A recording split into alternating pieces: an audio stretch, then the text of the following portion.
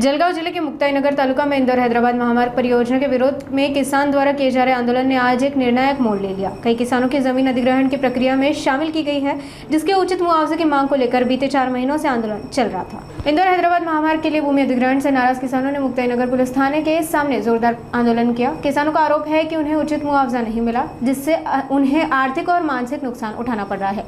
Police की मौजूदगी में निर्माण कार्य शुरू होने पर विरोध और तेज हो गया, जिसके चलते 11 किसानों को पुलिस ने हिरासत में लिया, जबकि अन्य प्रदर्शनकारियों ने नारेबाजी जारी रखी। किसानों की मांग है कि उन्हें बाजार दर पर मुआवजा दिया जाए और जबरन अधिग्रहण रोका जाए। आज या ठिकाणी आंदोलन करत असताना आमच्यावरती इतकं प्रचंड दबाव आला शेतकऱ्यांवरती। म्हणजे आता काही दिवसा अगोदर आम्ही आंदोलन केले, आजही तेच परत चालू आहे। आणि आता काय 2-4-8 दिवसा अगोदर गिरीश महाजन येऊन गेले। गिरीश महाजनांनी सांगितलं की बुवा मी 2-4 दिवस तुमची मीटिंग लावतो आणि तुमचा प्रश्न जो आहे तो मार्ग मोकळा करतो आणि मुख्यमंत्र्यांसोबत मीटिंग लावतो। विषय तसा अजून काही झालेला नाही। बरं झाला आहे, मान्य आहे की बुवा ते मीटिंग लावतील वगैरे। यांनी हा असं काय हे पोलीस प्रशासनाचं पोलीस बळ वापरून शेतकऱ्यांना का म्हणून दबटवायचं, याच्यामध्ये काहीतरी मार्ग निघाला तर आम्ही सक्रिय आहोत। शेतकरी एक पाऊल पुढे यायला तयार आहे, पण प्रशासनही एक पाऊल पुढे यायला पाहिजे। आला का लक्षात? दुसरी गोष्ट अशी, त्या दिवशी आम्ही क्लिअर कट त्यांनाही सांगितलं होतं की बा फक्त पुलाचंच काम आम्ही करू देऊ, बाकीचं रस्त्याचं काम आम्ही करू देणार नाही। त्यांनी काय केलं, पुलाचं काम चालू केलं, बरोबर आहे, ते ठीक आहे, पण रस्त्याचं काम का चालू केलं तुम्ही? हुकुमशाही म्हणजे दडपशाही। अक्षरशः शेतकऱ्यांचा जो आंदोलनाचा विषय हा पोलीस प्रशासनाच्या माध्यमातून दडपण्याचा विषय या ठिकाणी हा चालू केलेला आहे।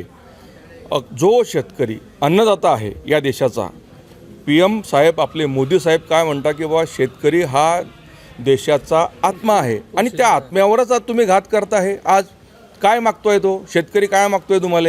त्या जमिनीचा योग्य मोबदला तोही तुमच्या कायद्यानुसार द्या, वरती नको द्या, बरोबर आहे?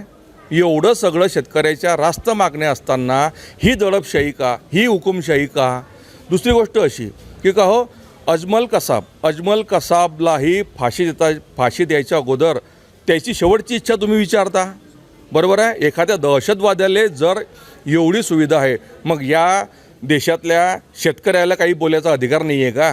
किंवा काही हे तुमच्या शेतकरी आंदोलन करताय का करताय, तेवढे करायचा अधिकार नाही आहे का? मूर्ख आहे का शेतकरी? तुम्ही मूर्ख समजताय हो, आम्ही मूर्ख नाही आहोत।